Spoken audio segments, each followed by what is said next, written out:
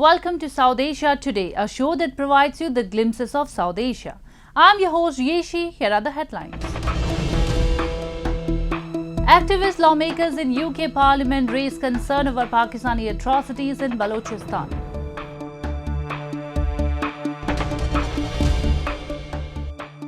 India gives disaster relief materials to Nepal.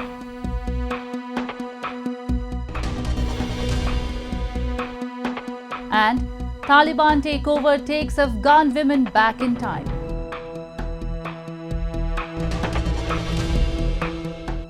Let's begin the show with the issue of enforced disappearances in Pakistan's Balochistan province.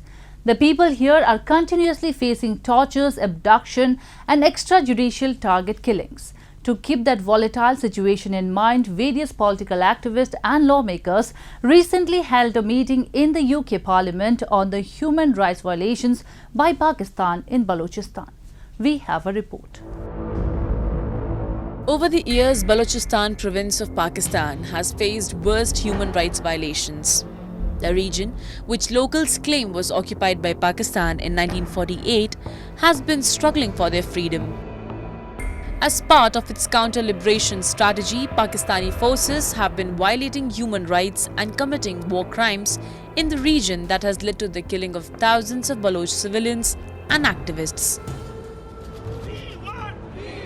The people of Balochistan, a large number of whom have migrated to Europe, have been telling the international community about their sufferings, but the world remains silent. With an aim to discuss some important issues in Balochistan, political activists, experts and lawmakers of the UK Parliament recently held a meeting and discussed the human rights abuses by the Pakistani army in Balochistan and deplorable condition of the Baloch people. This is one of the first times that any meeting has taken place in the British House of Parliament on Balochistan. So it's a very important, significant first step towards engaging more members of the House of Commons and the House of Lords in exposing Pakistan's human rights abuses and war crimes in occupied Balochistan. I hope that out of this meeting we will be able to engage with more MPs to put pressure on the government, in particular to crack down on arms sales to Pakistan and on civilian aid until Pakistan starts respecting human rights. Cases of enforced disappearances are endemic to Pakistan. Experts believe that the missing persons may be dead or they may be interned locked in some detention centers of dubious legality. According to the Commission of Inquiry on Enforced Disappearances, more than 7,000 enforced disappearances occurred in Pakistan since 2011, with over 700 enforced disappearances in 2019 alone. Such kind of disappearances in Pakistan are mainly based on the victims' ethnic and religious backgrounds. We Baloch and Sindhis have done a crime, and that is why we are being punished. And our crime is that 80% of wealth of Pakistan comes from nowhere but Balochistan and Sindh. Because the entire geostrategic importance of Pakistan entire that comes from Balochistan. While thousands of Baloch have been abducted and disappeared since its legal occupation, hundreds of others have been eliminated in the line of Pakistan's kill and dump policy. It is a tool by the Pakistani state to silence the oppressed people of the poor province. Families of the disappeared people suffer significant harm. They live with continuous uncertainty about the fate or whereabouts of their loved ones. The Pakistani establishment is now practicing the method of enforced disappearance in abroad on the Baloch diaspora as well. Moving on, India and Nepal enjoy excellent bilateral ties. Whether it's cultural, political, trade or economic engagements, India has always played an important role to support its neighbour. To further strengthen the age-old alliance between the two countries, New Delhi has recently sent relief materials to Kathmandu amidst monsoon season in the Himalayan nation. In a bid to boost bilateral and cultural ties between India and Nepal, New Delhi recently handed over relief material to the government of Nepal. Every year, the Himalayan nation faces a natural disaster during the monsoon season, and the relief material will help cope with the situation. This comes in line with India's outreach program towards its neighbors, of which Nepal is an essential part and a favored partner. Our friendship between Nepal and India is unique in itself, and the humanitarian assistance and disaster preparedness and response support has always been instrumental in saving lives and providing needful relief support to disaster affected people in Nepal. The continual support of Government of India to Nepal very praiseworthy. We demonstrate the good relationship between the two nations, fostering people-to-people relation. I would like to express my gratitude to the Embassy of India in Kathmandu for their coordinating and facilitating role in this humanitarian assistance cooperation and everlasting friendship between Nepal and India. The relief material includes 3,000 tents and 10 motor inflatable boats.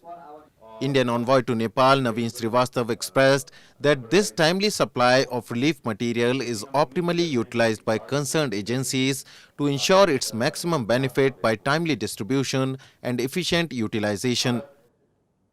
हम सब जानते हैं कि प्राकृतिक आपदा बाढ़ जैसी हर वर्ष भारत और नेपाल में क्षति पहुंचाता है। इससे कई लोगों की जान माल को भी खतरा होता है। इससे निपटने के लिए और इससे पूर्ण रूप से इसका निवारण करने के लिए एक तरफ तो हम भारत और नेपाल मिलकर बाढ़ से पहले क्या नियंत्रण किया जा सकता है वो काम करते हैं, पर कभी-कभी बाढ़ की वजह से नुकसान भी होता है, तो उस नुकसान को भरपाई करने के लिए हम किस तरह से मिलजुल कर काम कर सकते हैं, ये भी हम कई सालों से करते रहे हैं। India has said time and again that it will continue to push for policies that are beneficial for both the countries and will assist its neighbor during any crisis. Although the India-Nepal diplomatic relationship was formalized in the 1950s with the Indo-Nepal Treaty of Peace and Friendship, the trade and people-to-people connections between the two neighbors have been in existence and have flourished for centuries. While acknowledging India's efforts for the people of Nepal, Kathmandu too has maintained that India is one of its oldest and closest allies, and it has resolved to further deepen ties in the future. Now we take a look at some happenings in Asia in a segment called Asia Watch. More than 1,200 bakeries in South Korea shut down in the first half of this year due to the soaring prices of flour and other ingredients.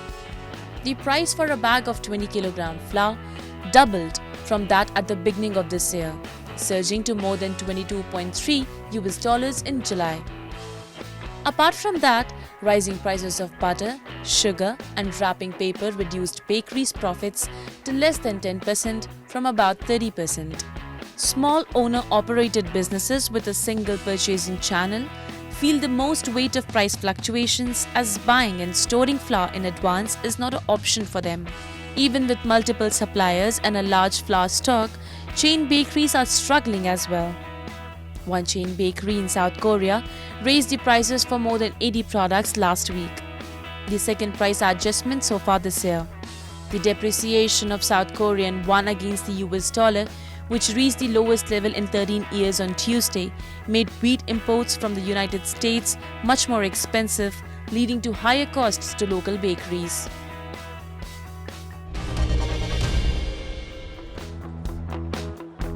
The hologram technology produces 3D visual effect by reflecting light.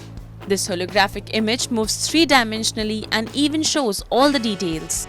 Metaverse technology, which uses virtual reality space for business, is attracting attention worldwide. ペッパーズゴーストという原理を使ってまして、上から投影したものがこの斜めの面に対して反射をして奥の方に映って見える、それで浮いて見えるようになってます。それを我々は疑似的なホログラムとして呼ばせてもらってます。空中に浮いたような表現ができる。そしてこれが今コロナ時代なんですけども、タッチでちょっと触っていろんなコンテンツを切り替えることによって実際展示できないようなものとかもどんどん見せれるようになってます。It is a motion tracking technology that personifies human movement. The movement of a fictional character called an avatar is the same to the movement of real human. This is a 3D degree projector. Live distribution can be performed by connecting with smartphone application. Metaverse technology uses virtual space businesses and is creating a near future image that can produce movies and TV program. It is attracting eyeballs worldwide.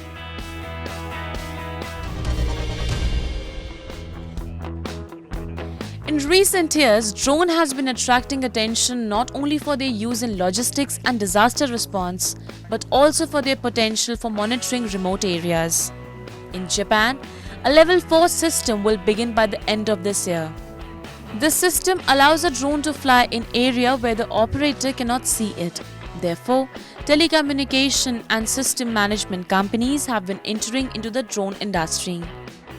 KDDI is a major Japanese telecommunication company. Its subsidiary, Smart Drone Corporation, applies the advantage of telecommunication company to develop system that can control drone in remote areas. By establishing this system, it makes lower the time and cost of management and inspection. As remote operation of drone becomes more common, port for drone to take off and land will become necessary.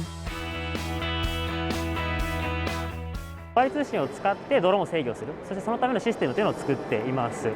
で、何ができるようになるかと言いますと、例えば今回のように東京にいながら、千葉にいながらですね、全く違う県や遠くにあるようなドローンを遠隔で制御できるようになるというところをですね、そういったサービスを構築をしています。建設現場の進捗管理ですとか点検というところをですね、そういったところではですね、普段人をどこも送り込んでというところでかなり人手もかかるし時間もコストもかかっているところをですね、現地にドローンを設置してそれを巡視するような形にすれば省人化サービスというのが実現できるというところで、検討をしています。でそれ以外にもですね、自然災害発生した時の監視ですとかインフラの監視、あとは河川だとか湾岸の監視にも使えるというふうに思っています。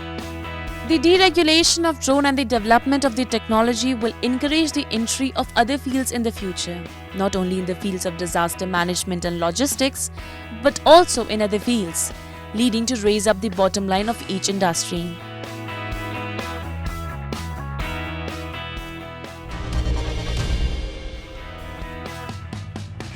After working in different car repair workshops in Iraq's capital Baghdad, 30-year-old Maysoon Hassan decided to own up her own. Hassan started to learn the trade with her father when she was a teenager. Since he passed away, Hassan now provides an income for her family. According to Hassan, more than half her customers are women. She hopes she can develop the garage to include more women mechanics and serve more people.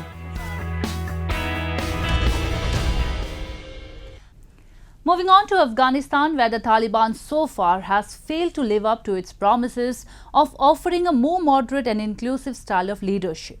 The rights and liberties of women are being snatched away. The group has not fulfilled the commitments regarding the education of girls and other basic rights for women. Afghan women fear for their future and have been staging protests demanding their voices be heard. A report. The women you are watching on your screen are not Islamic religious preachers. They are female Afghan TV presenters who have been forced by the Taliban to cover their faces. The Taliban's policies have rapidly turned many women and girls into virtual prisoners inside and outside their homes. واقعا وقتی که گوینده خبر میخوانه و یا هم اطلاع رسانی میکنه باید از هر لحاظ ذهنن یا آرام باشن و حقایق به مردم برسانن. امروزه ساعت 3 ما در ماسک واقعا برنامه را تیر کردیم که در طول زندگی خود قسم برنامه را تیر نکردیم. After returning to power in 2021, the Taliban initially claimed that they had changed their policies on women's participation in society, but this proved to be false. Reversing years of women's achievements, the Taliban deprived millions of Afghan women of their right to education, ousted tens of thousands of women from jobs, and banned women's businesses and any form of activism. Women are denied access to healthcare unless accompanied by a man. The Taliban has put gender apartheid into effect. There is an upsurge of domestic violence cases, which has further increased the plight of Afghan women throughout the country. The future of women in Afghanistan seems dark under the all-covering veil. Those who were earlier attending schools and colleges have been forcefully redirected towards hijab shops. ما سابقا هم حجاب میفروختیم اما قدر نی عالم قیمتا بلند رفته و هم حجابا روزانه خانما میان حجاب زیاد میخرن، حجابای رنگ برنگ میخرن به خاطر که محدودیتی که امارات اسلامی سر بانوان گرفته که باید چادری بپوشن و حجاب کنن و چی زیاد فروشات داریم در بخش حجاب و دخترها زیاد میان میخرن، قیمتا هم بالا رفته. A return to the Taliban's past hardline policies and escalation of restrictions on women are causing anger at home and abroad. It is so hard to imagine how so much has changed for so many in such a little time. The Taliban have crushed the women of Afghanistan and have plunged them into the dark ages again. Where once there was hope for women playing a central role in society, there is now hunger, destitution, and violence. Afghan women are urging the international community to step in and save them from the Taliban's mounting oppression. Rights groups are calling for help for the women of Afghanistan who are struggling to survive every single day and are staring at a future devoid of any hope.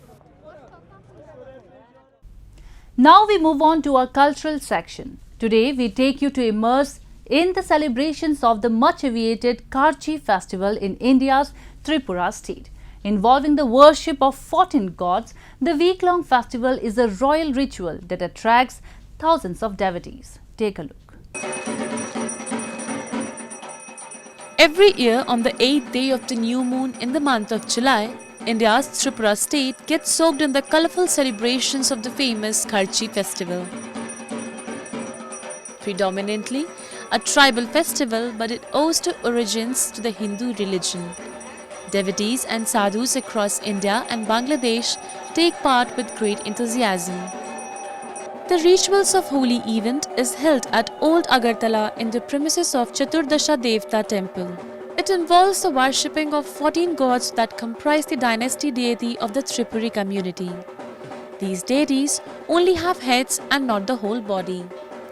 Derived from the word Kya means earth, Karchi festival marks the cleansing of Amapechi, which is the female cycle of the earth goddess. এই হলো আমাদের দৃষ্টিভঙ্গিতে আমরা মায়ের প্রতি যে আমাদের শ্রদ্ধা ভক্তি সেটাকে আমরা অটুট রেখেই আমরা এখানে সমবেত হচ্ছি। On the first day of the festival, the 14 gods are taken from the temple to the Saidra river. After bathing them in the holy water, they are again brought back to the temple. The deities are then decorated with various flowers and vermilion is put on their foreheads. During the puja ceremony, only the Chantai and royal family are allowed to present, as the complete rituals are kept as a religious secret. Though the festival customs are completely related to the authentic Tripuri traditions, however, everyone else are always welcome to enjoy this celebration. एक ही उद्देश्य है, एक ही target है कि सब ठीक ठाक रहे, अच्छा रहे। हम लोग जो आए हैं इधर हम अच्छे से बिताना चाहते हैं। फिर इस जन्म का उस पार जो है उधर के लिए भी प्रार्थना हम करता है कि उधर भी हमको देख के रखो ईश्वर, हमको कोई कष्ट दुख ना पहुँचे। तुम्हारा ऊपर हमारा जो पूर्ण विश्वास है इसमें हमारा मोती स्थिर रखो। As per the legend, the 3000 years old tradition was started by the king Trilochan of Tripura, who established the 14 deities and led the Karchi puja. Representing the rich culture of Tripura, the Karchi festival solemnizes with prayers for well-being of the land and people of the state. It's time for me to wrap up today's episode. We will be back next week at the same time. This is Yishi signing off on behalf of the entire production team of South Asia Today. Goodbye and take care.